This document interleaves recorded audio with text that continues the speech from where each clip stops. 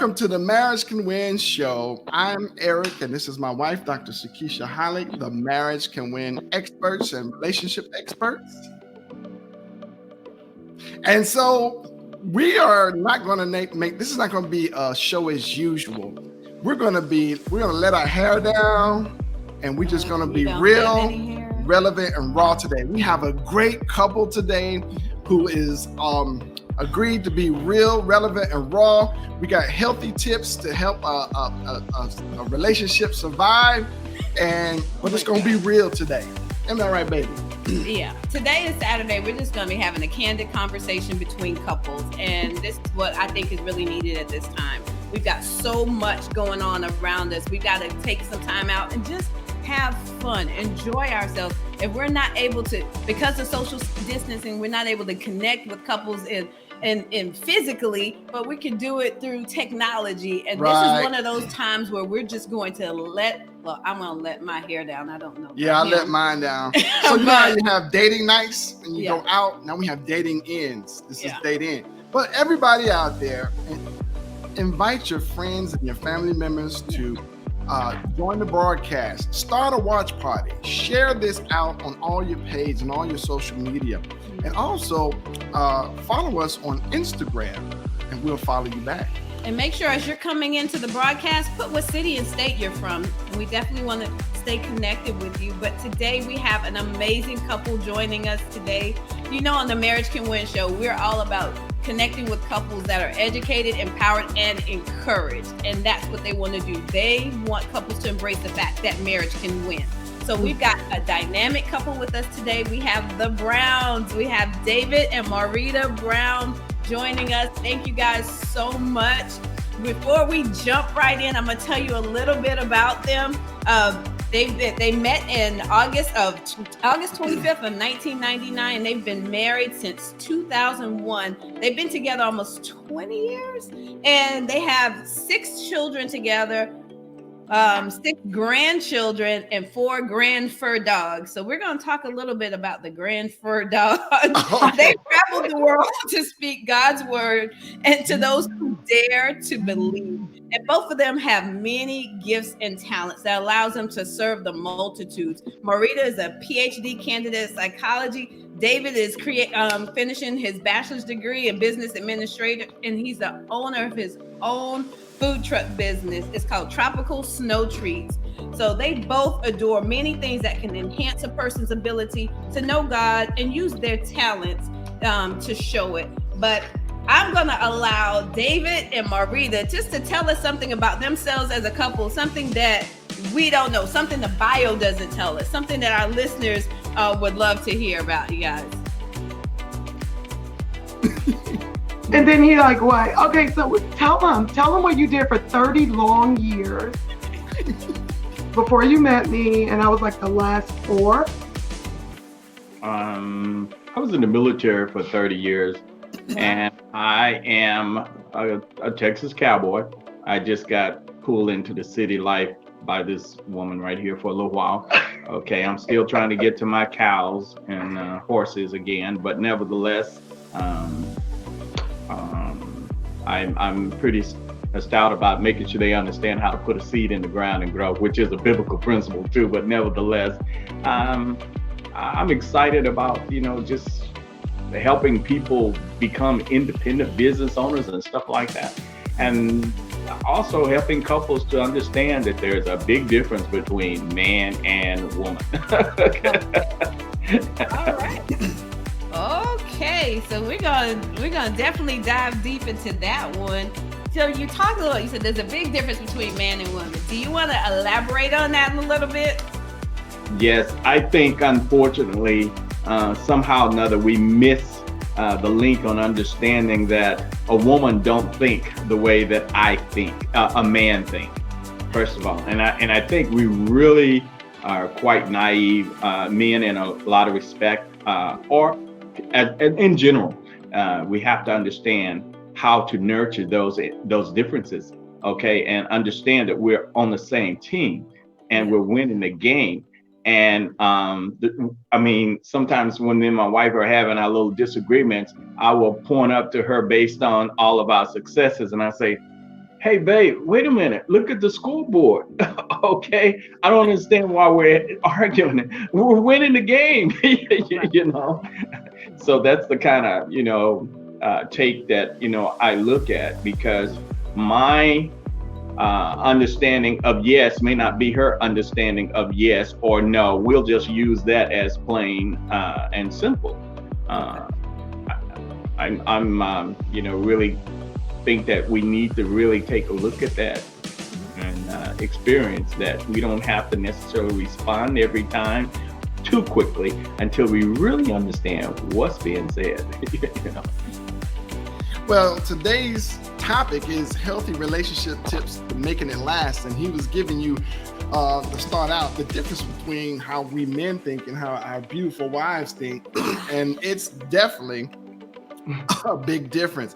Now, you guys just don't know the half of it, boy. Before the show, when we were in our green room, we were just having so much fun. It was cracking our sides, and then we trying to be professional for you guys today. But we just, like I say, today is Saturday. I'm not wearing a coat or anything. It's real, raw, but it's relevant to having a healthy relationship, because you don't want to be that couple that in public you look like the perfect couple, and behind the scenes you trying to patch each other up. Baby, ice because my eye red. You got makeup trying to knock all the the web songs and stuff because you had a little disagreement or an intense fellowship. Intense fellowship. Okay. Oh my God. But and you guys know, if you don't know us, Sakeisha and I, we are known for the Marriage Can Win book, where what we have found with couples that typically is three of the biggest issues. Everything stems around these three biggest issues, and it's communication being the key, finance, and sex. And then when we say sex, a lot of times people got to mix that up with intimacy. Sex is one thing, in intimacy, of course, you want to increase the intimacy. Right. I thought you said you weren't going to preach, man. You're preaching. I thought you said you weren't going to preach. Preach, bro. Preach. Hey, I'm just opening up the dialogue here and letting you know that, these were typically, we could talk about all subjects. And because we know that's an issue, because we fight about finances, the wife. That's why, David, we thinking we're like the providers. We want to save, and our wives be like, but it's so cute. They're in the store. These shoes are so cute, and then I gotta have this coat. And he be like, I'm saying, amen. Wait a minute. I don't know where you got into my head, but you in there. Hey, we've been doing this for 14 years. We're helping couples, and we done got all the little credentials and everything, but the most important piece is real life. Forget all the credentials. This is real life. This is what couples have issues with.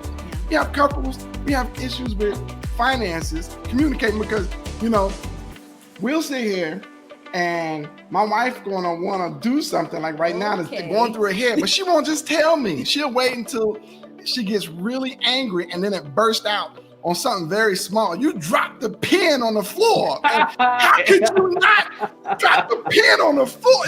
And it's because she just didn't tell me what the real issue was. Does that make sense, David? Yes, bruh.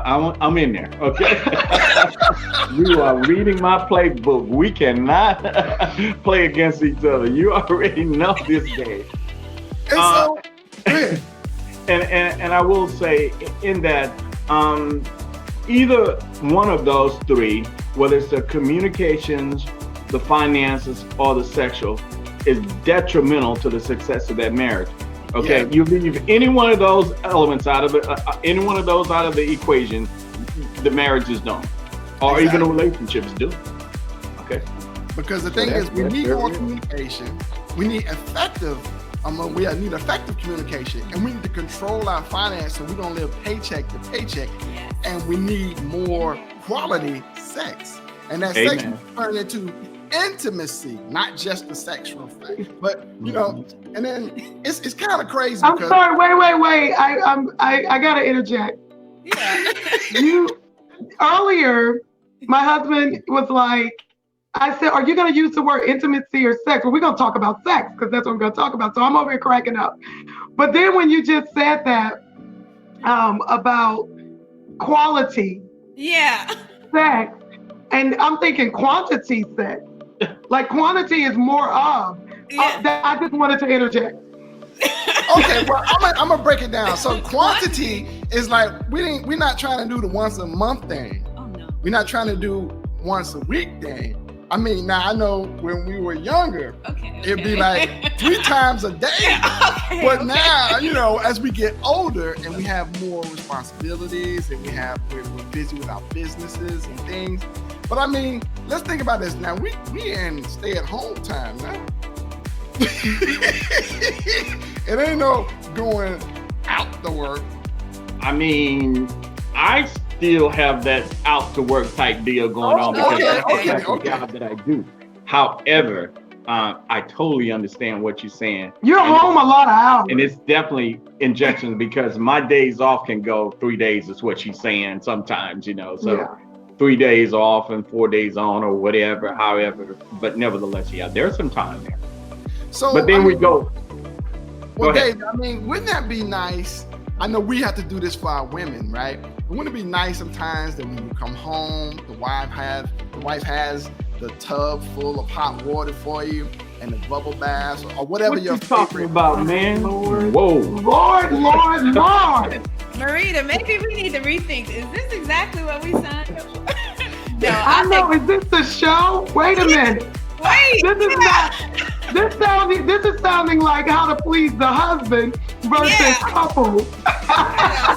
Hey man, that would definitely be a Calgon moment, man. I'm telling you. Oh my God. Okay, I'm gonna act right. Go ahead, baby. He's having me cracking up. But I know when we talked a little bit, you've talked a lot about the communication, the finance, and the sex. And like Maurita said, you're working on your bachelor's in business administration. You have your own food truck. Maurita's a life coach to women. She does interior design. You've got 6 children, and you have grandchildren and grandfurs, which we will talk about in a moment. How do you balance it all? Because that can sometimes become a tug of war, you know, where sometimes your spouse may feel like, oh, you're giving too much attention to this and not enough attention to me. How do you pick and choose, if you do, which things to say yes to and which things to say no to?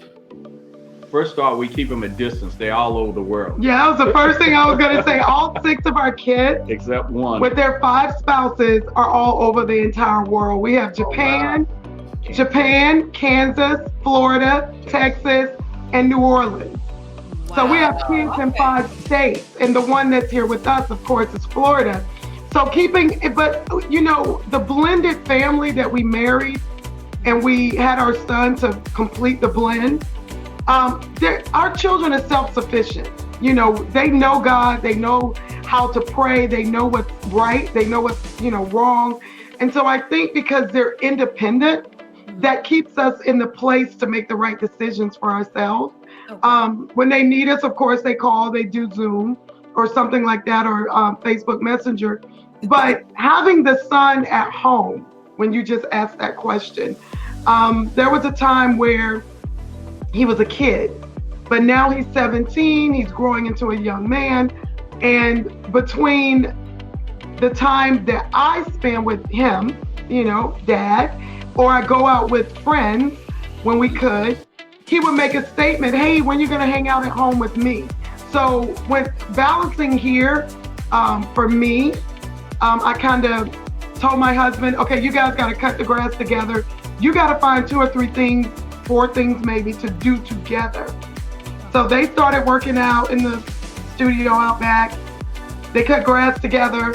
For me, I cook. Like, that's his thing. Mom, I want you to cook. He told me last week, focus. I'm your child. You're my mom. Focus. I need you. He was like in the kitchen having a conniption. I'm like, what is wrong with you? So I cook for him. He reminds me all the time that he's a child or a kid when he's hungry or he needs money. But now we're seeing why he wants her there. See, he can either finagle her and say, Mom, I need this, I need this, I need that. But with dad, it's like, oh my God, the things he say to me. The whole neighborhood need yard care. So, man, I think you can make some money there. We just got to hit those yards. Whatever he says to me, he doesn't say to dad. But I just pick times like I'll just go sit with him and watch a movie, ask him what he's doing in school. I give him his time. Like the other kids, I just try to get them to come stay with us for a couple of weekends and stuff. So as part of a blended family, are there certain boundaries that you have to establish? I mean, I know it's good, like what you were talking about with your son that's at home. So you give him his time and he and dad do different 2 to 3 things that they can do together. But then when you have a blended family, like you said Canada, was it Canada and Texas? Kansas, Japan, wow, New Orleans, Texas, and Florida. I just butchered those states. If I could be funny, that sounds like the Brady Bunch. Exactly. It's a lot. Yeah. It's a lot. Well, I think answering your question too, the only thing that we're setting now that they have their kids and we're grandparents is that we moved into a smaller cottage home. They're gonna have to get a hotel.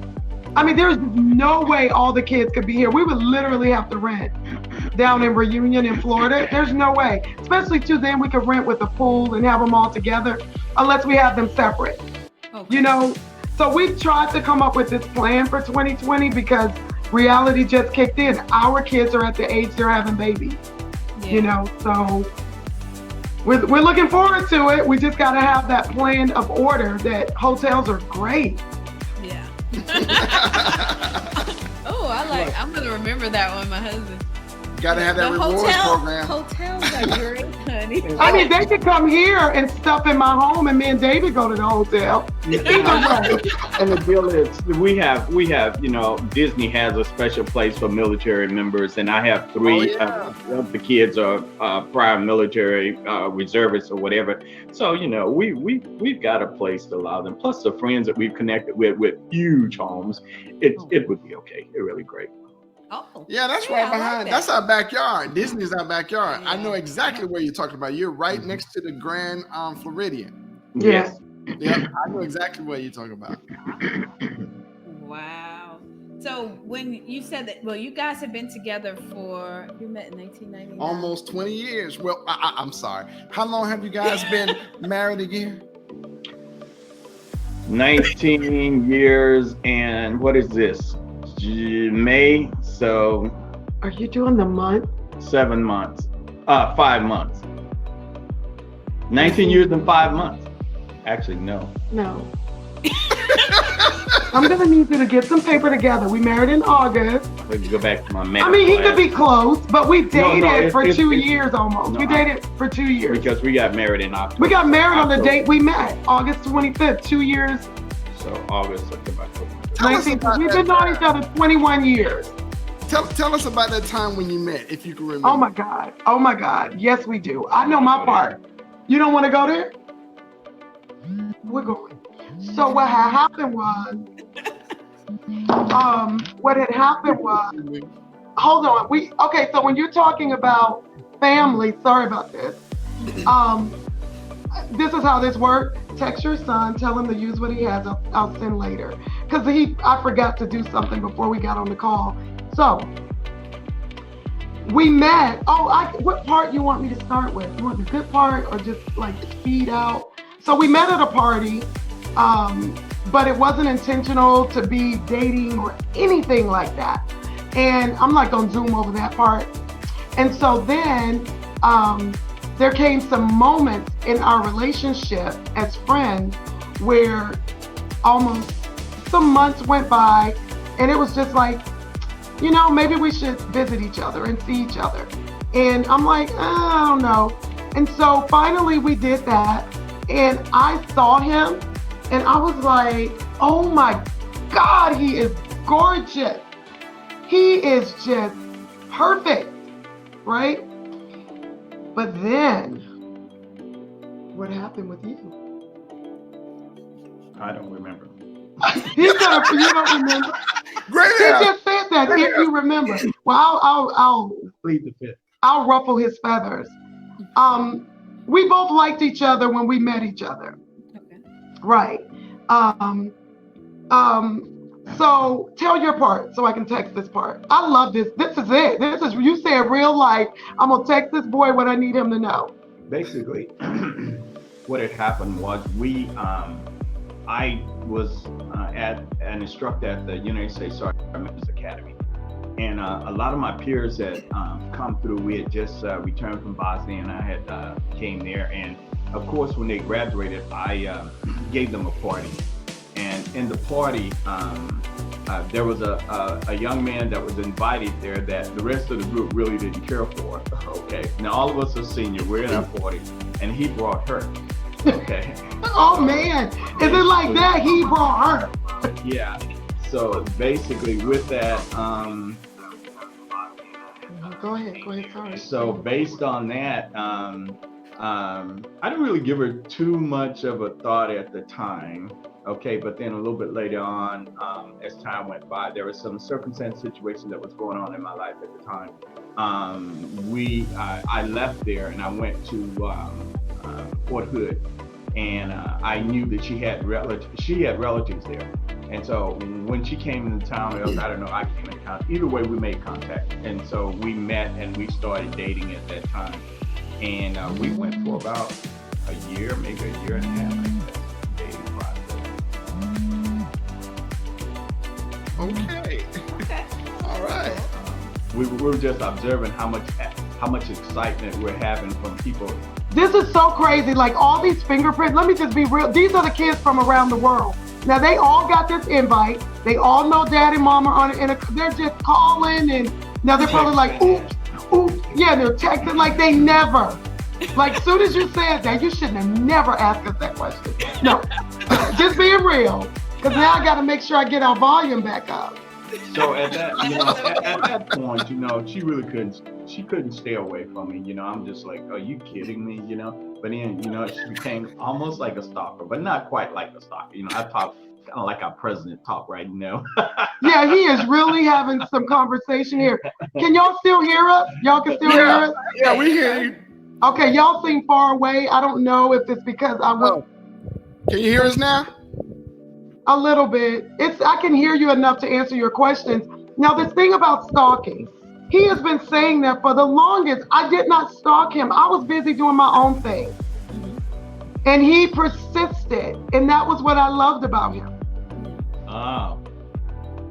I would say something really funny there, but I have to be careful, as the old saying going, I better not say that. You know what? Now I'm curious to know what he wants to say.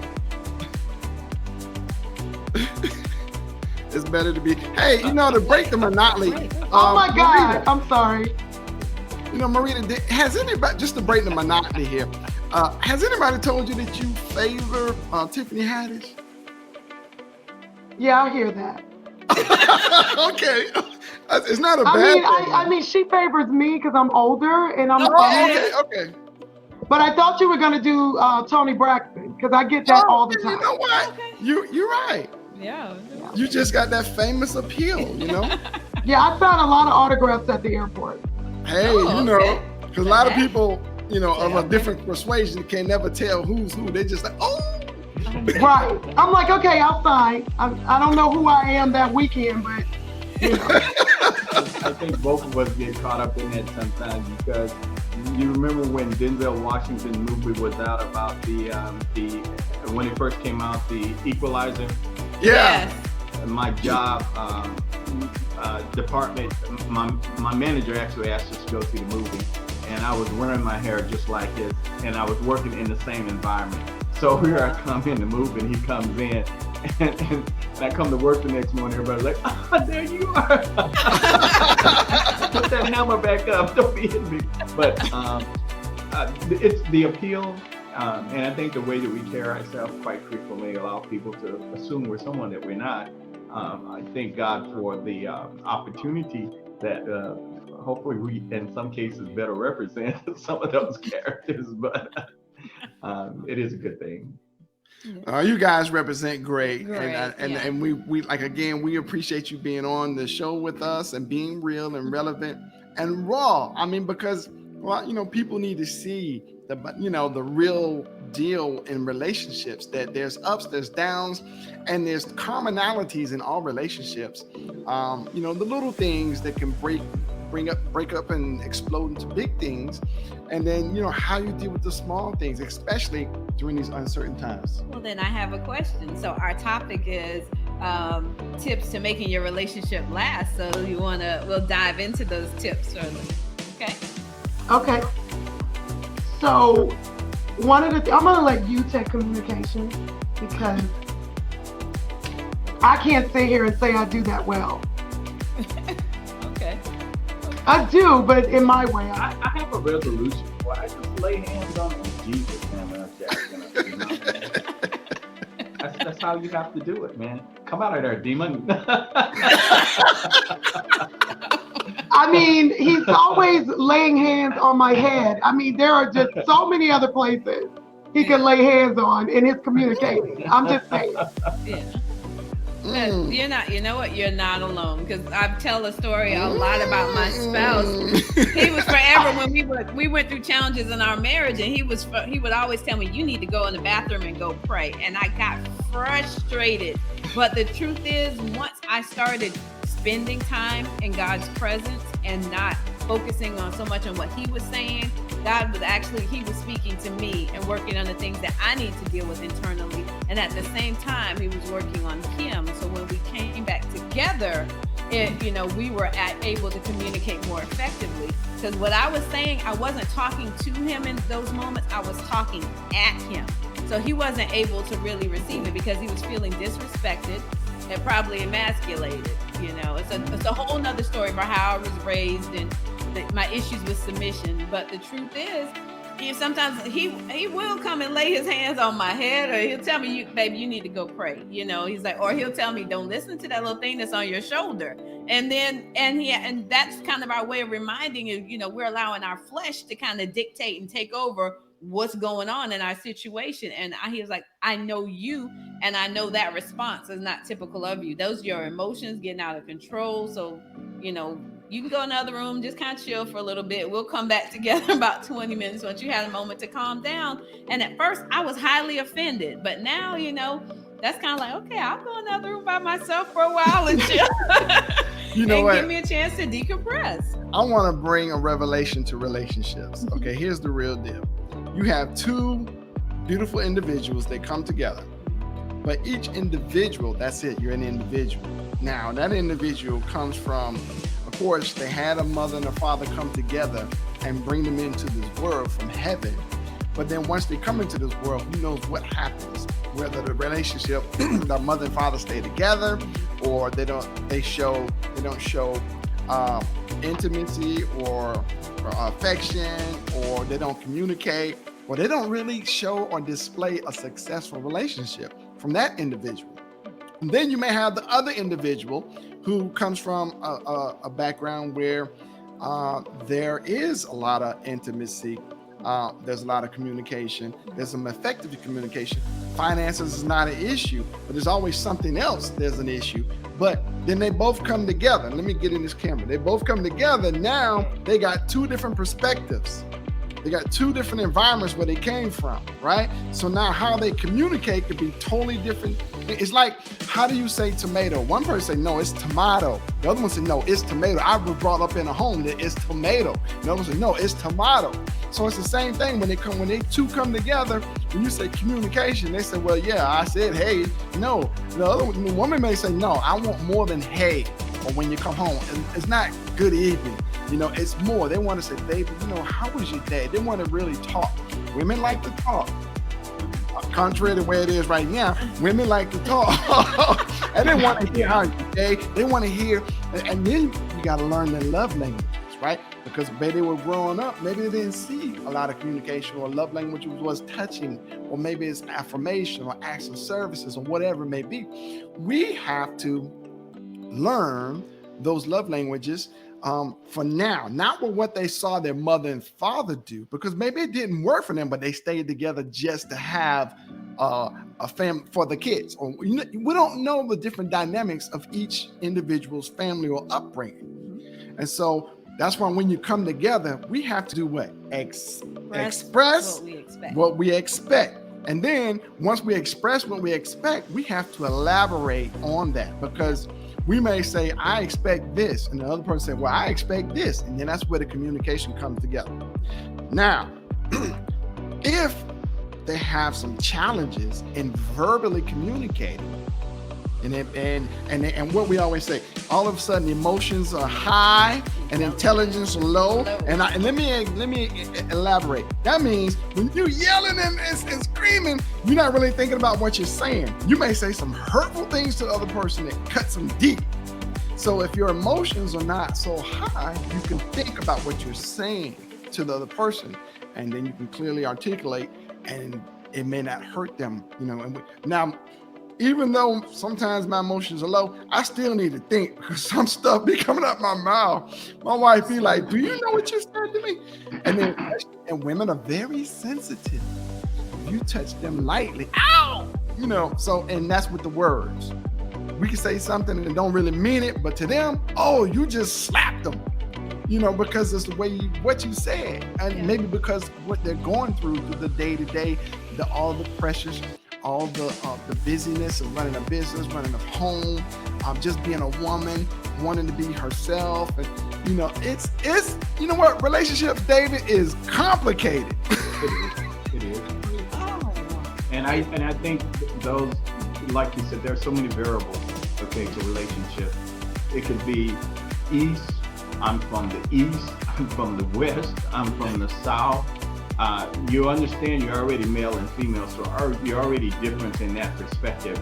You could come from a different belief, system. You could be Southern Baptist, or you could be Methodist, or whatever, in that aspect. You may have had been in a family where there was 6 kids, and you may be marrying someone who have one, the only child, and all these variables have a whole lot to do. And like you said, whether or not the marriage of their mom and dad was working right, the environment, how many times they were touched or whatever at school that they didn't want to, or even depth of other things that have occurred. So those are really critical in the communicating process. You have to learn those things. Somehow or another, those things have to be brought out in order for you to establish a plan to move forward. Because if they're not, they will come out at a time that will be very, very destructive. Absolutely. I'm gonna let you go, but also what we have to take in and throw salt on the wound is during the upbringing, either the man or the woman, and 9 times out of 10 as a woman, has gone through some kind of abuse, whether it's domestic abuse, verbal abuse, sexual abuse. So that's another challenge in itself that throw into the pot. You know what I mean? Honey, what you gonna say? I'm enjoying the David and Eric show. I know. I'm just gonna add. I know. She said, I'm enjoying the David and Eric show. Me too. I'm sitting over here going. I'm gonna add one other thing, and maybe that's a good thing for we men. We have to talk about. And another thing, me being from the country versus her being from the city, of course, are major factors to how we communicate. And she understanding why I like to be outside rather than inside. And maybe watching a movie, which I got to get myself into because I'm a little bit like, I don't like the mood of what that movie is showing right there, because it just doesn't appeal to me. But at the same time, it's something that she wants to watch at the time. So I have to figure out, okay, how do I allow my mental state to come to a place to where I can endure this, whether or not I like it or not. But because she's there and I like her, then I'm there. Or when he's at Home Depot, I've gotten what I need. And he's like, excuse me, you're not listening to me. I need you to come over here where I am. I'm like halfway to the car. And he's like, we're not done. I've learned to communicate with him, but I learned early on when, in the beginning of the relationship, I remember yelling and screaming, like what Eric was saying, because first he's military. He was saying he had to go in the field. Communication, we fell in love and we got married, and I didn't sign up to move in the country with no skyscrapers and You know, it was just really, really different. And I didn't really, how do you express that when this man takes you in with 2 kids? You know what I mean? Like looking at the whole thing in the beginning of the marriage, but he came home one day from the field and he said in the middle of the living room, I'm not going to be with you when you answer to God. So you're going to really have to get yourself together and know that your actions and how you're performing and how you're treating me and just this whole thing, when I walk in the door, just the woman that you want to be. And new in marriage, I mean, that was my first marriage. I mean, this is it, my first and last. But what I got from that was, because I had just newly been saved, I went to church all my life. That's a whole different story, you know, going to church and all this stuff. But being saved, knowing what that was, when he said that, that was like a light bulb. It was like, wait, oh, so you're not gonna be, oh, it's just me and God? Oh, this whole life it changed my whole perspective on life, just who I was. And then it grew into what Eric had stated before about, you know, the yelling, the not yelling, or cabinets, or just disagreeing, but it was something else. Like maybe, you know, I wanted to take the kids shopping, spend a lot of money. He comes in the house and says the right thing. And I'm like, what do you mean? Or he does something different. And I should have just said, I want to take the kids shopping. Because at the time we had 3 and at the home. So I could relate to what you were saying before, but I do believe that the communication, I think compassion has a lot to do with communication. Like you said, the tone of things. You know, the way that David may say something to me, I know he's not trying to hurt me, but what I hear, it's like, can you take that back and bring that back? Like, say that over. And I know sometimes with me, I'm always like, come on, you got to think quicker. I need an answer right now. So I think when I was thinking about the communication, that's why I gave it to him. What I add to that is just the compassion of the other person. Like you said, the upbringing, all that stuff. Like David could say something in the past that triggered me from my childhood. Me the same to him. And you're sitting there at the dinner table all puffed and upset over nothing when you could have had a little more compassion about it. Like, oh, I didn't know. He's still finding out things that happened to me many years ago. Because I do live on that happy, you know, on top, everything's great, God's got this. But then there's a moment where we're at the table and go, did I ever tell you?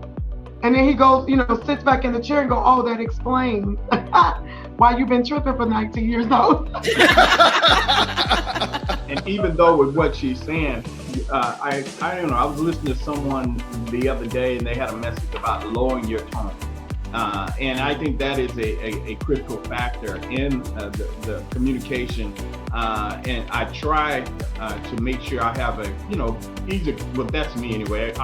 A lot of times I was criticized in the military because I wasn't that high, hard, fussy, cussy individual. It just wasn't my nature. So, you know, but then I will say something to her in the softest way and it offends her. And I said, I thought I said that pretty kind. And then all of a sudden we begin to take it to the next level. So wait a minute, that's not the way I meant that to be, okay? It was just, you know, attention, hey, but anyway, it's important how we deliver that message. Right, well, what we've learned too is to try to have a code word or a timeout, you know, or give me a moment. Because I know for me, I have to think for a while and step back and try to understand how my wife is feeling. And I'm still messing up, man. I tell you, I'll say something and then she won't say anything about it. And then later on, you know, you hurt me when you said that. And I'm like, what? I'm like totally clueless, but she thinking I know what she's talking about. And I have to write, you know, cause I don't want, I'm you know, I'm a work in progress in the selflessness. I don't want my wife unhappy. If she's happy, I'm happy. And vice versa. If I'm happy, she's happy, right? So that's that selflessness. We have to practice that selflessness. So if I'm spending all of my time, my effort, my energy trying to make my wife, my beautiful wife, happy and keep that beautiful smile that caught me in the parking lot of Gaither Gym at FAMU 26 years ago, like that. See that beautiful smile right there? If I could keep that smile right there, I'm happy. And I know She know how to keep me happy too. Okay. But what I'm saying is, this is part of that communication piece that it's a constant thing. We have to be vulnerable. We have to trust that I can share something that happened to me in my past life, my past relationship, or when I was coming up as a child, and I can be transparent. Like for us, transparency now. I first got introduced to sex by watching my father's pornographic videos. That's how I learned about sex, right? She was goody two-shoes, didn't know anything about sex, right? So I'm expecting that she can be that woman on the porno, you know what I mean? Hey, but she like, I don't know what you're talking about. What you mean you want me to do? What? And so I was expressing what I expect, but she wasn't seeing the same thing. So for years, we weren't on one accord. Right. I have to weigh in on that one too, and I totally understand, because I didn't really get involved in sexuality like that, even after I went in the military. But the thing that I learned from a brother at church, and I guess this is what saved me, my first duty station, Fort Sill, Oklahoma, he took me inside and he said, you know what? The danger of the magazines, the danger of the films that you watch is that you get that in your head, and now you expect your partner to be acting like that, and they don't know what's going on. Absolutely. Right. Exactly. So I guess it's the same thing that you're saying right there. She didn't know. It is. But you thought that she should, based on what you saw. Right. And be mindful, that's what he saw, that's what he knew. I didn't know any of that. So when you're coming into a relationship, you have to be mindful that you can't have those level of expectations. I want you to be like this person. Okay, you have to remember this person is an ex for a reason. Don't hold me accountable for them. Tell me what you want from me, and then you have to be patient and be willing to show me, because he had to learn. Well, what he learned is when he was patient and he talked to me instead of at me about certain things, he got a totally different response. I'm like, okay, I'm willing to learn this and that and the other. But when you're fussing, you mean you don't know this is that? And I'm like, no, I don't. So after a while, you get frustrated, because I'm like, okay, I'm not slow. I haven't been exposed to that. So I just simply don't know. Right. And there'll be times where your partner, there are things that they simply may not know. Like for us as women, a lot of times we anticipate the needs of our family. We're going to see what we need for groceries. We're going to see what we need for the house. We're going to see this. For him, he's like, look, here's the money in the account. Just these bills need to be paid. Just we talk about it, make sure we have enough left over, and that's it. So our thought pattern is different, but we have to communicate that with one another to make sure that we're on one accord. Because if you're just operating under assumptions, you're going to have a lot of challenges, because we went through several years of just frustration and anger, because simply we weren't taking the time to just communicate to one another instead of at one another. So if I can break that down with the communication aspect, so we'd have to communicate, like you were talking about, David and Maurita. We have to communicate to each other about our needs and our wants. And our needs are like, okay, I need to have I need to be in your arms when I come home from work. You know what I mean? I need to have a kiss from you every morning when I wake up. I need to be held after we have a sexual intercourse. I need you to help me around the house. I had learned that my wife needed, when we had our first child, that she needed me to help take care of the baby. It was one thing that I would pick up, our daughter and our son from daycare, but when I come home, and to change the diapers and then throw the diapers all the way around the place, and the dishes be full of. When she comes home, she needed to come home to a safe, clean environment. I had to learn that that's what she needed. So therefore, I had to learn to wash the dishes, and I had to learn how to change the diapers and clean them up and put them in the diaper genie. In the diaper genie, not wherever they landed. I had to learn to have the house nice and neat when she came home. And when I did that, life was better. Yeah. And so, but I had to learn, and she had to express what she expected. But actually, she had to express what she needed from me. Yeah. And so I had to be like pliable. I couldn't be stern as a rock. I had to be pliable as clay. And to be able to change, to do what makes her happy and what she needed. And then in turn, she does the same for me. And like I said, baby, this is what I need. I need for you to give me some time. I want to cuddle. I want to watch TV together. I want you to always be with me. I love just having her presence in the same room. And I said that to her 26 years ago. And she said, be careful what you ask for. And I'm like, that's what I want. I want her around me. And when I expressed what I needed from her, she may like give you that deer in the headlight at first, but eventually she started doing the things that I needed. And then when she tells me what she needs, I started doing the things that she needs. And then that makes that we're resolving and we're giving each other what we need and what we want. And now we're practicing selflessness. Does that make sense to you guys? Oh, definitely. Definitely it makes sense. And I can relate to it, and all of us probably should take note of it. The clean environment, responsibilities in the house. This is no more Beaver Cleaver days, okay? Mom and dad both have to be out in order to bring the income necessary to sustain these days. So with that, there is no reason for one or the other to come into an environment that's cluttered and all that in confusion. It's hard to get a mind centered or set to do anything when you have to come into that environment. I don't care where you are, who you are, where you live, or whatever. That house needs to be clean. I don't care if you're a man or a woman, whether you're in the country or in the city, that stuff has to be done if you want to have an environment that's welcoming when you step in the door. And he just happened to meet someone that loves to clean. So I really don't give him a space and place to clean up. I just want him and the son to take care of the outdoors. But my course that I do, Divine Order, is that with the home. Being a designer is a plus, but having a clean, safe, dwelling space it's the most important thing. I mean, I know with communication, finances, and sex, those are the topics, but that clean home, I make sure this man's towels are clean, underwear clean, the sink is always clean. I want him to be able to walk in the bathroom, take his bath, do what he needs to do.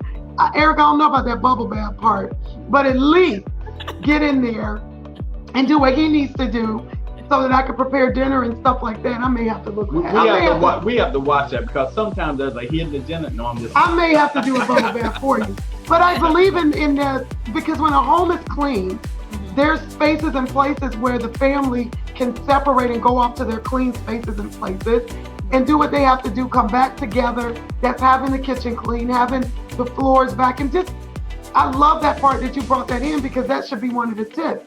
When I'm coaching women and I'm telling you, talking about Divine Order, my husband doesn't come home. That was when we were doing couples back in Texas, talking to them. My husband doesn't come home. He's already full when he gets home. He doesn't really want to have time with the kids. I had this thing going, and it still sticks to my heart to give out. As a wife, we have to know our time and space, where to locate our children in the home before the breadwinner comes home.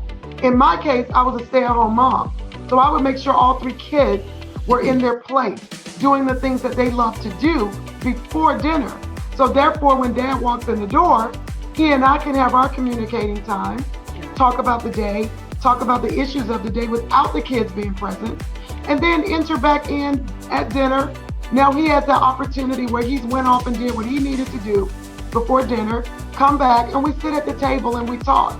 Wasn't always at the table, it was sometimes in front of the TV, on the floor, picnic style, whatever. But I do believe in separation in the home.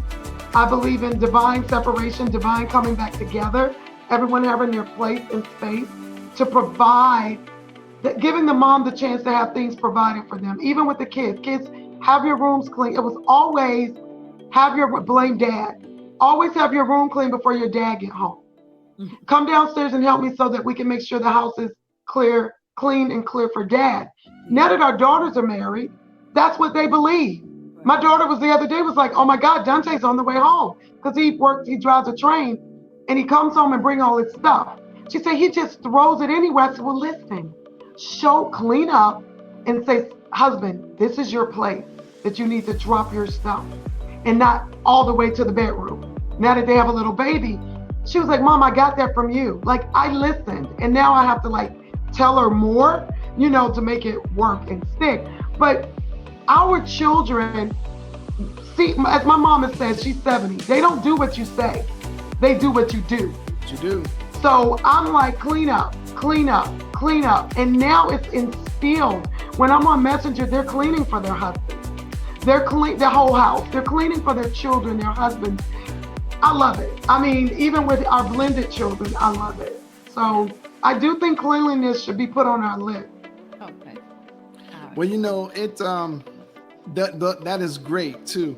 But also for our listeners on this broadcast, we do want to express to you that you have to communicate on what is best for your household, because a lot of times we think because that's the way we grew up during the time that they grew up, our parents grew up, is the right time or the right thing for this day and time, and I'm gonna use an example in that, and hopefully to get the point across, that I was taught from a ministry.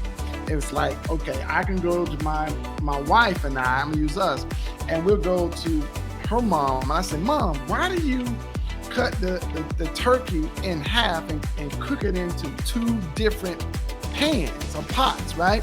She said, I don't know, you need to ask great grandma, right? So I go to great grandma, right? And great grandma, why do you cut the turkey in half and put it into 2 different pots and cook it? She said, well, baby, when I was growing up, that we didn't have a pot big enough to fit the turkey into one. That's why we did. And so here I'm thinking it's some kind of secret sauce that you cut it up and put them in 2 different pans. But that was just because what was at her time, what was best for her, because she couldn't afford to buy a pot big enough, she had to cut it. That was best for them. That don't mean because what she grew up and what she knew is best for today's time. So we have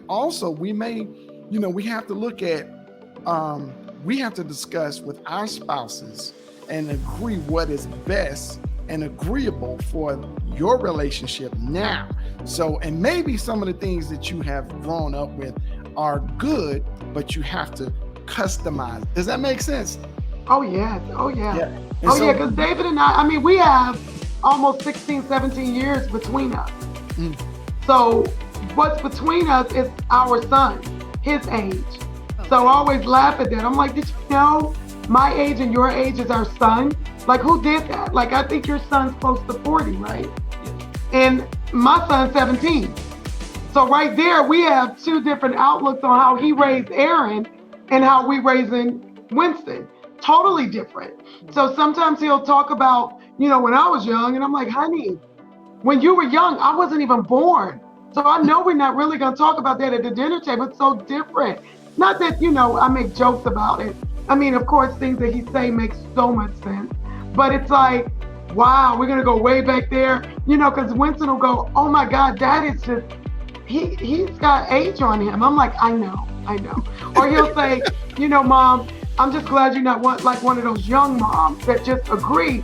I think, and I believe too, like if we're going to throw the children in, my mom always said, and I used a lot of things, I call it married to grace, when we're raising kids, that kids want to be, talked to and told what to do, and I used to, want my kids to express themselves. And I just caught that happening like 2 years ago with my son with football, and expressing to him how I felt. He really appreciated that, because sometimes we think with our kids in communicating that, we're just going to tell them what to do and they're just going to go out there and do it. Or we're going to let them express what they want to do, and then we're supposed to agree or disagree. And then, it's like this big circle. And I just remember having that conversation with him. And I'm saying that because when it just dawned on me, we have a son almost 40 and 117, saying it, it's like, whoa, that's a lot. But in communicating with them, I realized our children, even though Mom said, they don't do what you say, they do hear you. Yeah. They hear you. And they may not do it, as Eric said, the way that we did it. or even the way that we're suggesting it, but they do. I still think both. But whatever they see, when you said, I even, bring it up with him, we weren't like, we're going to sex now. We weren't like totally grabbing each other, affectionate type relationship with the kids. Now that I'm thinking back after 19 years, most of ours was behind closed doors or in the car or in a field, somewhere like that. So you said be wrong. So, it was never that. And then, one day I wake up and I'm like, well, I think you need to be more of this, and that. And, I had to catch myself because we had never been like that during the entire marriage. But I think it's because we have that one last kid. He's 11th grade and he'll be leaving next year. So I'm expecting him to run around in like a, some kind of outfit. I don't know, but it'll just be us. So, I may have to revisit, how that looked. That we weren't like, ooh wee, back in the day. Wow. We might have to start. I might have him putting me on his back, just to walk around the house. I don't know. I don't know. But this is the thing.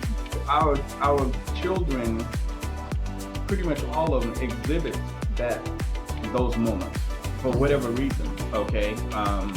I know my daughter, her husband in San Antonio, or my daughter who's a minister's wife in Kansas, and my son, they exhibit those affectionate things in front of the kids that we didn't do, whether it was something that they wanted to see us do or whatever. But nevertheless, I'm thankful that they were able to draw from that and their spouses, acceptance of that. And I think it's not a lost battle there in that case. However, this, the son is different.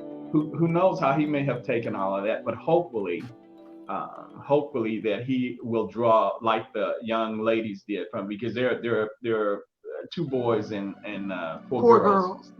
Wow, 2 boys and 4 girls. Wow.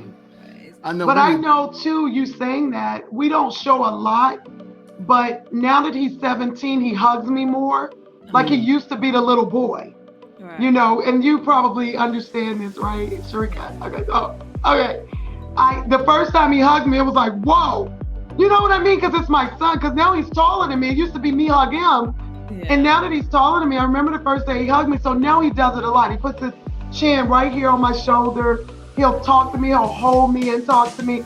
And it's like, this is different because this is my only son. With the girls, it was different. But I'm this parenthood and marriage. It's like, I love doing this now. Like, we would do this in private. We haven't really been like on the scene, like with another expertise in marriage.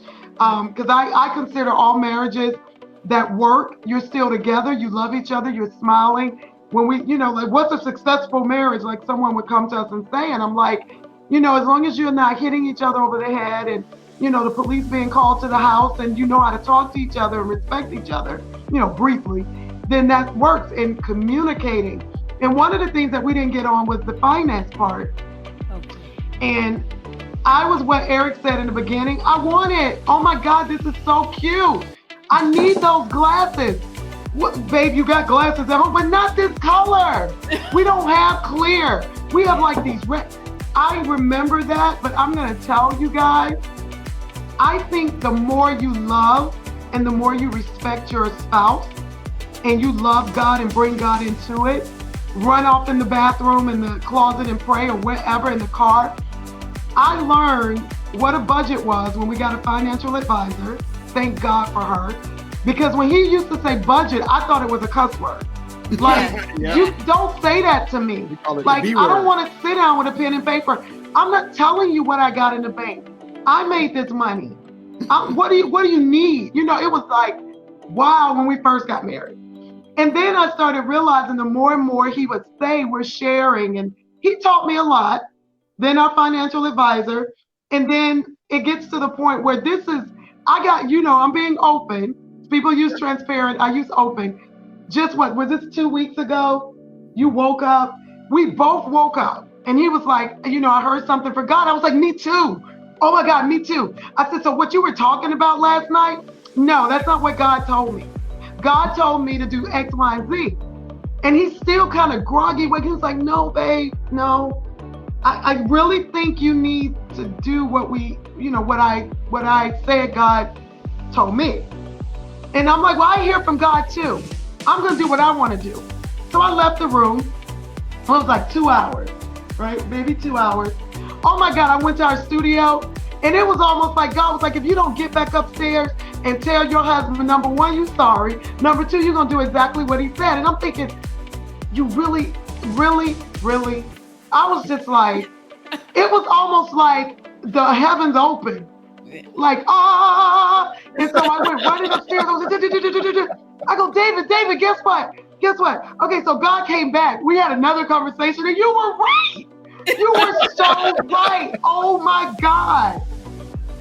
Remember? Yeah, and the thing about it is, whenever I know that God has spoken, and it was about spending money. It was about money. I will just mention it. I will tell her, and then I'm gone. She may fuss, disagree, whatever, but I'm done. At that point, I may have to call her. Whoa, wait a minute now, okay? But nevertheless, the bottom line is,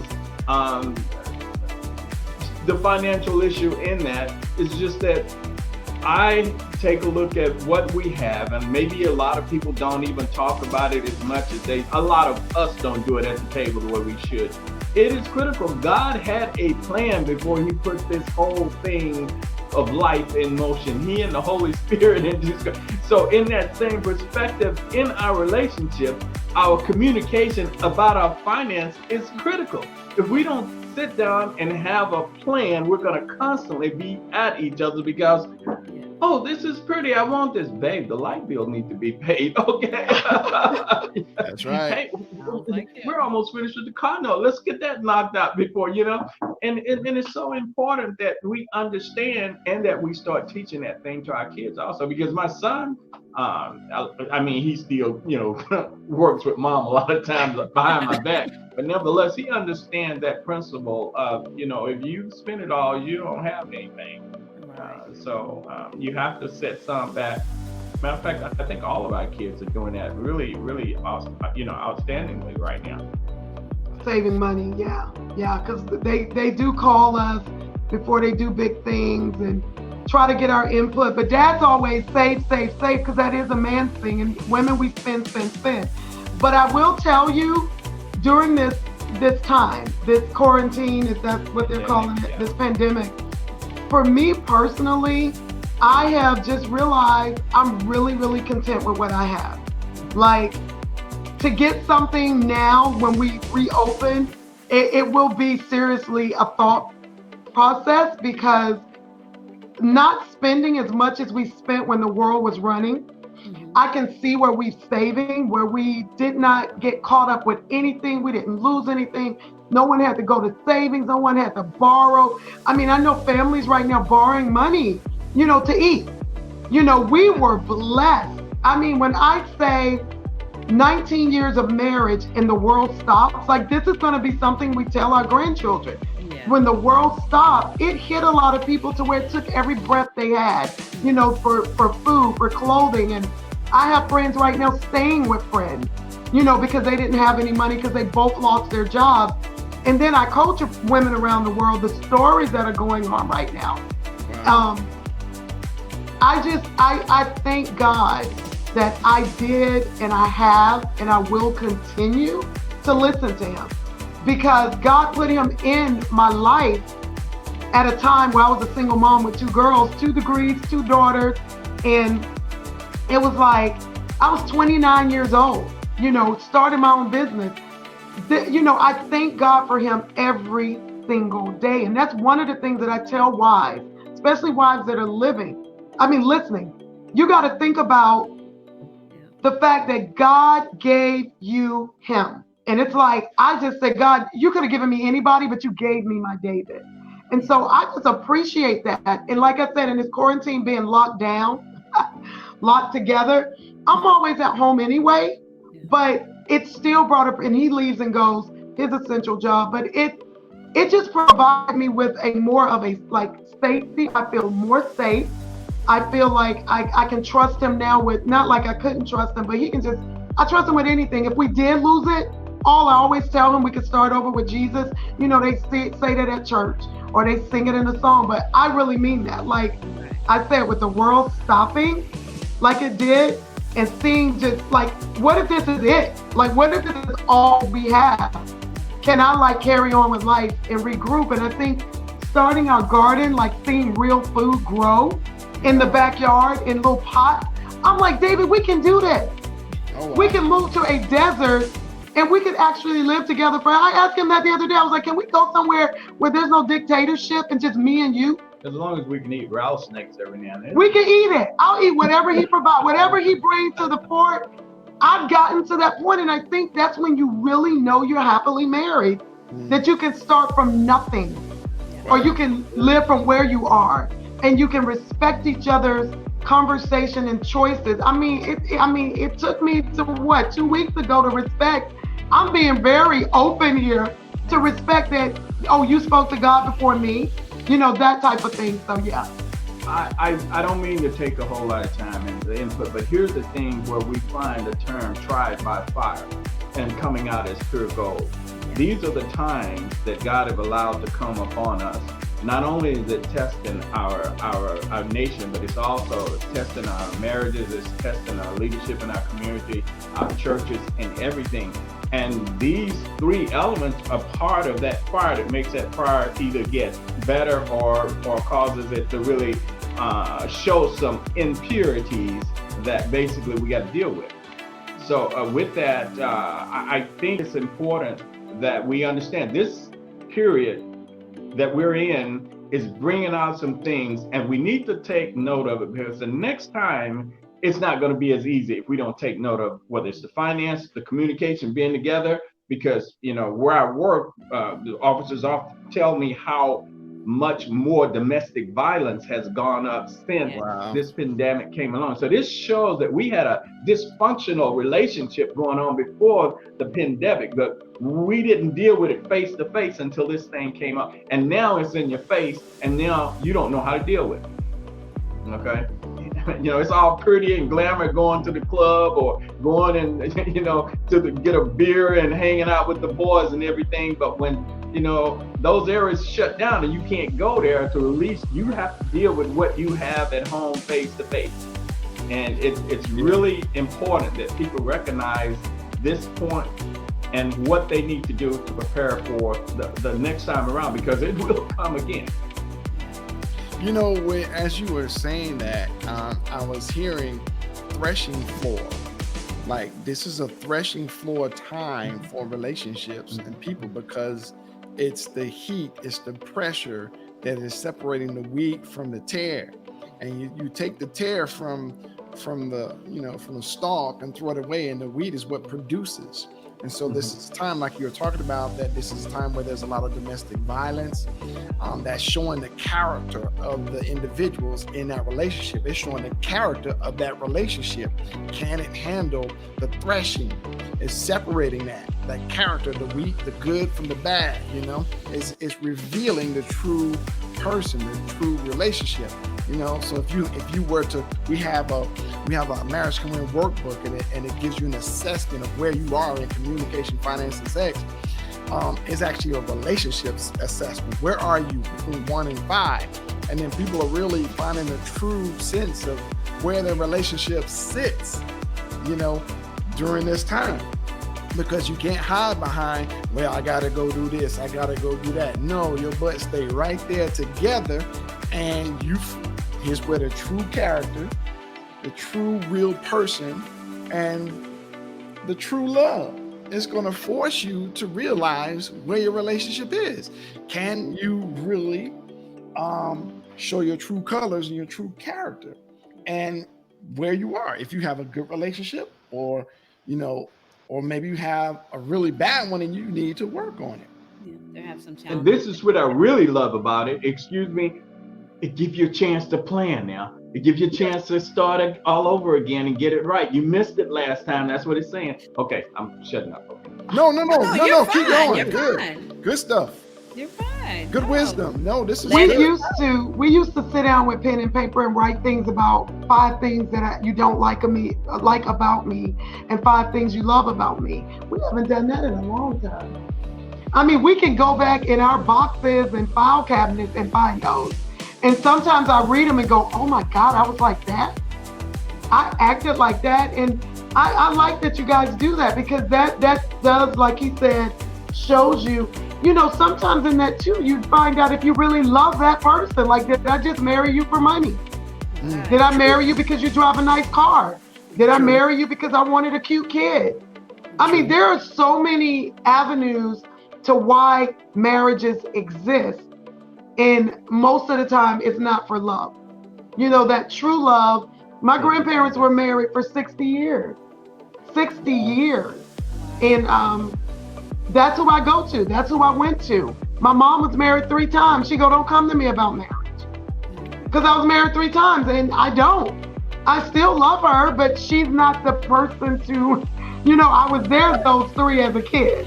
So I don't really need to discuss that. But when it came down to marriage, like to get me right into it during that time, I would go to my grandmother. And even though times were different, it still boiled down to what, my 3. So I have 3 things that, should I use them? Should I tell them?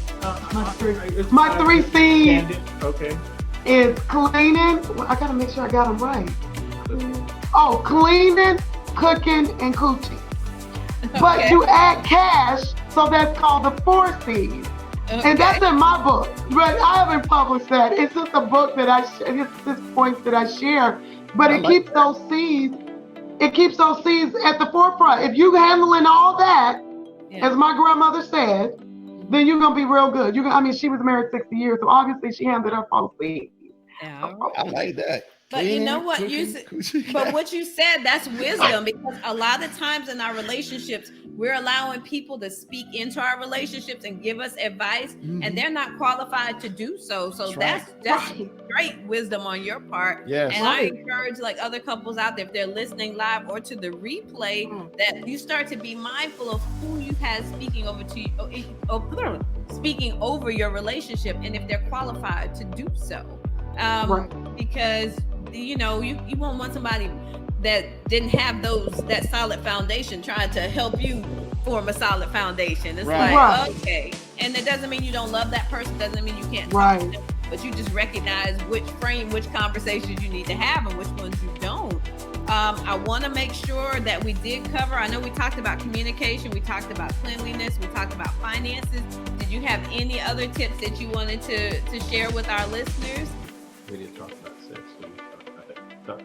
I'll say this: the power of 2.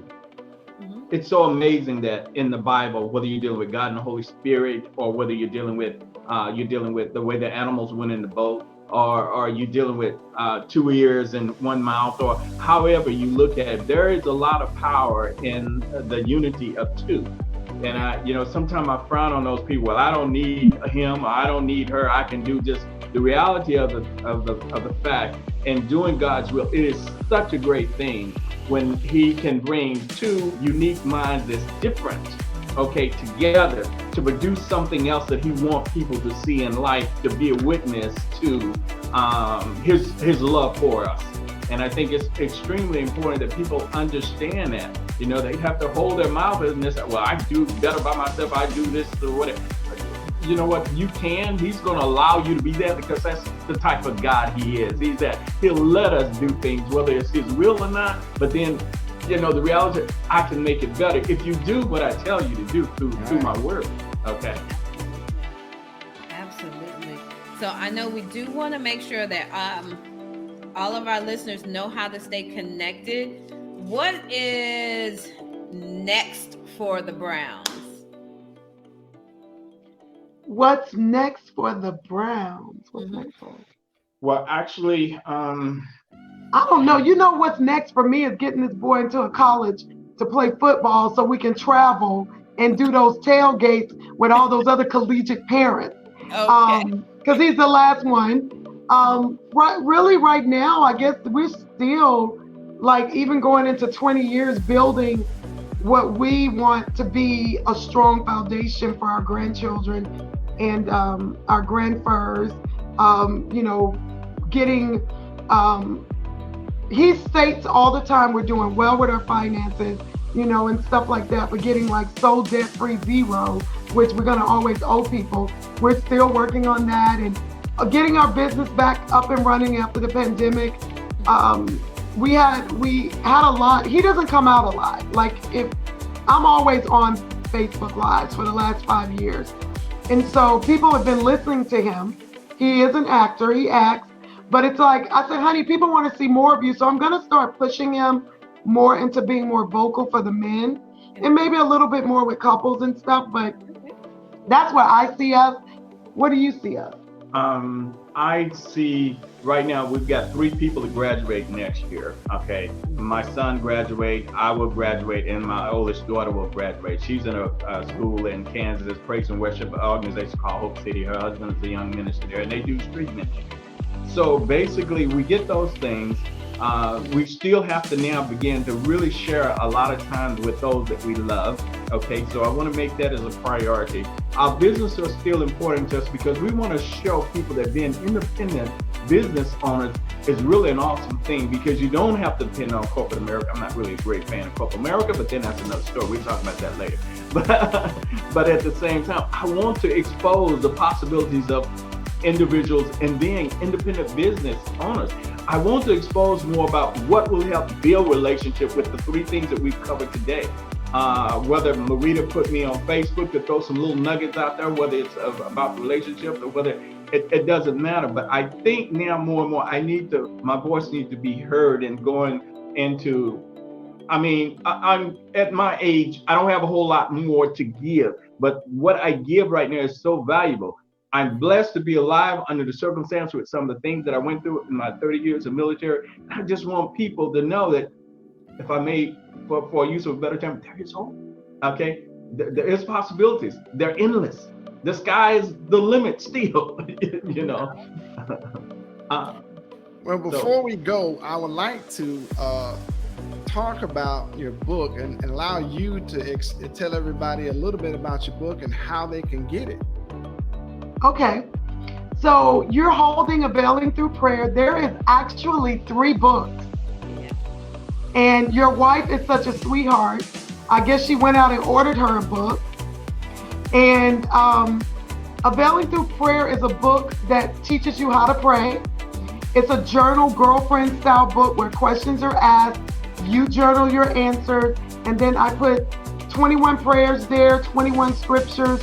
So it's part of a devotion that you can add to your everyday devotional and meditative need with God. Like when you sit down with God, you can add my book. So Availing Through Prayer is what your wife has, but what your wife also has over there in my mail out, our neighbor is actually doing the yard. So if you hear something, literally, we have this thing in the neighborhood where we do each other's stuff. So he's our edger and we do the cutting. Amazing, 4 houses, love it. So back to the book. Availing Through Prayer allows you to pray. Availing while fasting, which is your wife is going to get another Availing Through Prayer she can give away, maybe to your daughter, and then she'll get Availing while fasting. It gives you ways to fast, but it also gives you ways to fast and pray for 21 days with God. Totally amazing. The third book is Availing Into Your Purpose. So for so many women, they're always like, I don't know what my purpose is. I don't know why I exist. I don't even, cut it out. Read the book. You will have a better understanding of who God is, what He means, purpose to be in your life, and what it means for you to understand what your purpose is in your life. So all 3 books is the Availing Girlfriend series. I'm so excited about it. Took me some years to write it. Took me a year or so to get them all published at the same time. But Doctor, you're going to love all 3. You're going to love them. She actually won them in a I Watched Life Coach Maurita. That I watched, I made it up. Women are calling me from all over the world. How do I watch you so I can get those books? So I've given away quite a lot because I was kind of on a lot of Zooms. So again, if you are watching, you can go to lifecoachmaurita.com and put I watched in the comment box, and I will give away one of my books. I'm so excited. Like, I love to serve and give. I'll give away one of the books, but they have to put I watched, and then we'll once they do that, I get back with them. But your wife actually did it and won a set. So excited for her. Yes, I'm excited. I tell you, man, this has been great. This has been a real relevant and raw show, and I'm really excited about it because this is the kind of shows that I like to do, where we can sit and just talk and be real and really, because I think authenticity is what really sells for people when they're watching. They can actually learn something. They say, oh, wow, they've been going through the same things that we go through in our relationships. And I think that they can learn from us just by talking and us being transparent and real about some of the challenges and things that we go through. Because, I mean, especially young couples, when they just get married, they're like, wow, some of the things that you shared, Maurita and David, when you first got married, about money and like, oh, it's my money, this is your money. And that's what everybody goes through, because they don't get premarital counseling or coaching, or their parents don't tell them anything about finances or even sex. So they don't know, what to expect. All they know is, I want to have the Walt Disney World fairy tale marriage or wedding. Amen. They don't know what comes after that. So, and then it's just conversations like this, where they see different aspects of what we talk about are happening, or they're getting ready to have some of those same situations in their lives. And they're like, wow. And then we provide the resources. Here you have your books, you have your website, and you're a coach, you're helping other wives and other women. And David, you're sharing some of the wisdom of a man and a head of the household. And yet you can be the stern giant, but yet you can be gentle when it comes to your wife, and then you have to raise children, and people have to know how now they got some insight on what they're going to face when they start raising kids. Some may just have babies. They just have their first baby and they're excited, because they have their first child, and they don't know what they're going to, embark upon as they grow older. And then the challenges of, okay, now we have a baby, the challenges of our relationship as a husband and wife. How it impacts your marriage. Right. So now they're getting a little bit. And so that's why Sakeisha and I are so passionate about marriages to win. It can win. And that's why we have written books. We have these shows. And our next book actually is Struggling to Keep the Vows, which is a book where we have a collaboration of about 12? About 12 of us. 12 of us. And each couple, we're talking about our defining moments in our relationship. And when I say define, it's that pivoting moment that, it's like that fork in the road where you go this way or that way. And so in our defining moment, our first book was birth, and that was the Marriage Can Win book. And now we're on our fourth book. We become bestsellers at one point. And now we're just like so excited about sharing and being transparent to others so they can glean and avoid some of the pitfalls and some of the challenges in relationships. But the truth is, they may not be prepared for every situation, but you have strategies and tools to help you get through some of the most challenging ones. And that's really the important part, because when you take a step back, even when I look back on my own life, I didn't have a marriage to look at. My parents were divorced. Oh my gosh, that's a long story. My parents were divorced, married and divorced. I've been there. Yeah. So I wanted to be able to, for couples, I'm like, if we were going to go through something and we're going to come out on the other side, but I don't want other couples to have to follow in our footsteps. We're like, hey, let's pull you out of that.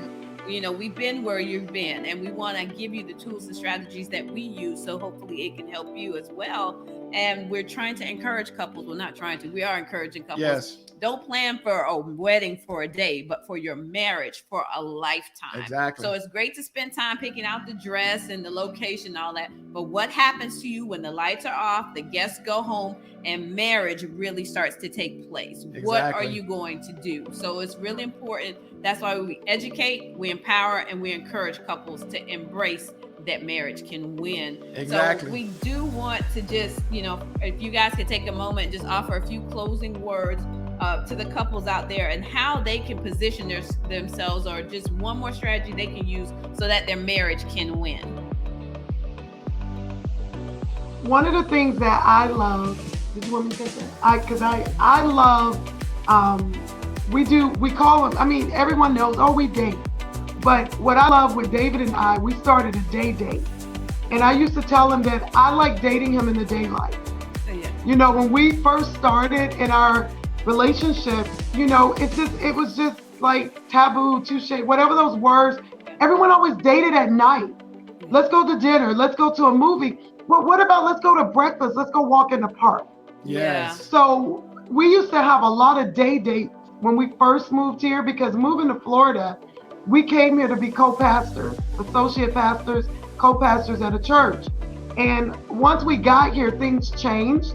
It wasn't what we thought God really wanted us to have. And after we sat down with God, he was like, it's exactly what I do not want y'all to have. We just wanted to pivot you to Florida to start the life that we love here.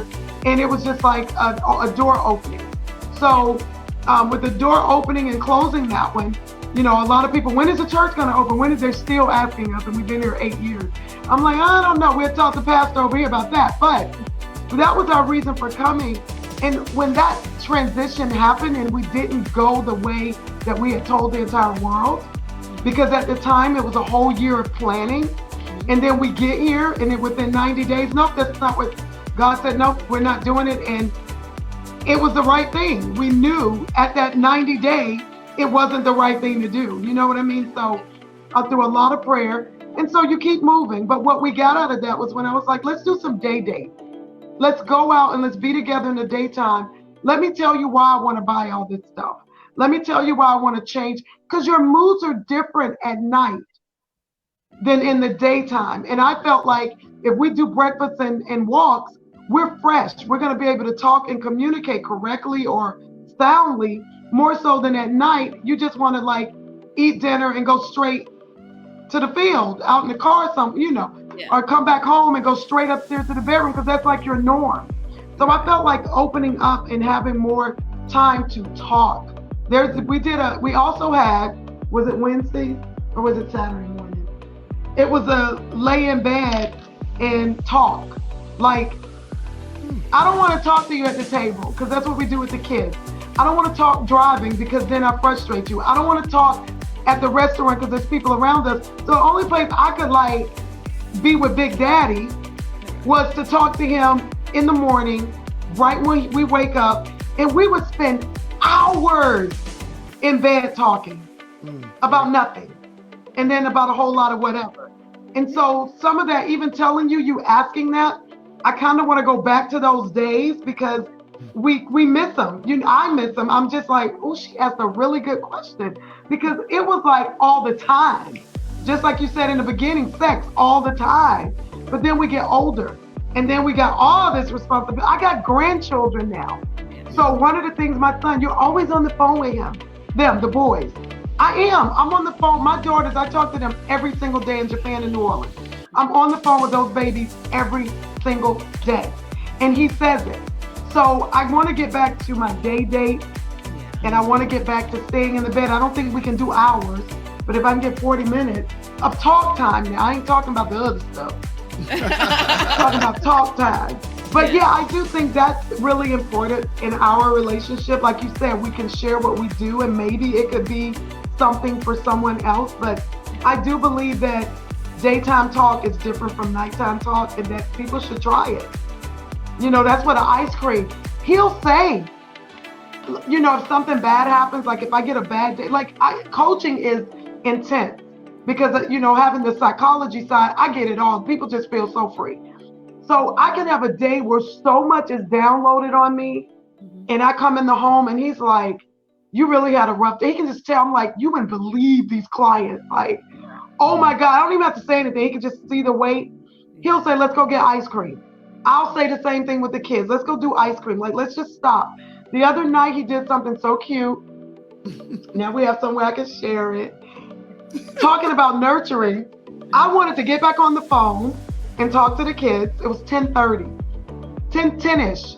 And I changed the house around. I don't buy new furniture. I just move it around. Okay. And he was like, no, you're not doing that. And I was kind of like, who are you talking to? I'm grown. I want to clean up now, right? He was like, no, baby, really, come on, let's go upstairs. And I'm like, okay. And he turned on the shower. Doc, he turned it. Wait a minute, whoa. It was so romantic. I mean, like, shut the front door. I mean, I was like, I wanted to cry. I just wanted to jump up. He was on his way to work though. Oh, okay. Yeah, So that made it even more special. He even turned the bed down, took off the 18,000 pillows. Like, he set it up for me to go rest. Wow. You know what I'm saying? And all night, I just kept thinking, I didn't even call the kids back. I really did what he said because I wanted to get the full experience. Like, you took the time to stop before you leave, give me a hug and kiss, and say, I need you to rest. You know, and I just wanted to thank you for that. Wow. That was nice. So tell him something. Okay, No, look at so me. I'm like, tell him something. This is what I will say to the couples. You have to establish a plan. I'm sensitive to the fact of what's going on, and I'm sensitive to the fact of how people are suffering now because of what we've got going on with the pandemic. But your suffering has been increased because you have failed to plan. That's true. The Bible constantly reminds us that, what's the scripture? With a dream, Yeah. you know, the people perish. Oh, yeah. Okay, without a vision, vision.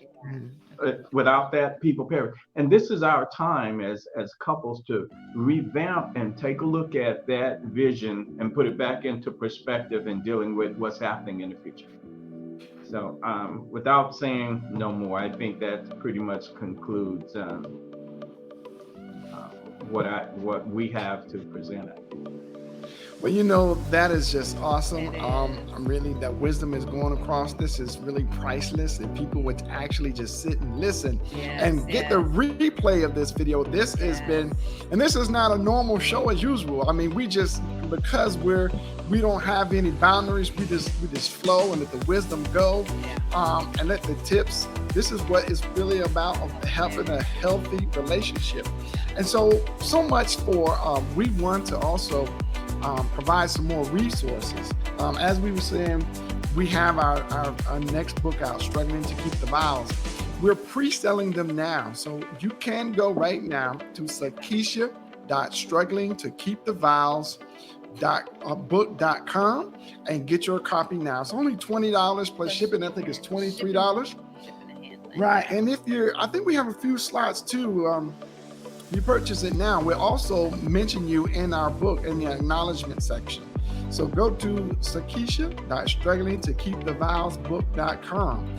Also, just as an added gift, what we want to do is we want to give you a free audio version of our older book, Marriage Can Win. Text WIN, W-I-N, to the phone number 407-258-1246. That's 407-258-1246. Text WIN. And that way you'll get a free audio version of our books. And that way you can listen to that from your earpods. Or you can just play it in your room and you can listen to the wisdom of the book. So we'd like to thank everybody for joining the broadcast. And if you catch the replay, replay in there, so we'll know you got the replay. Or start a watch party so you can share. This has been a great show, great wisdom, great nuggets.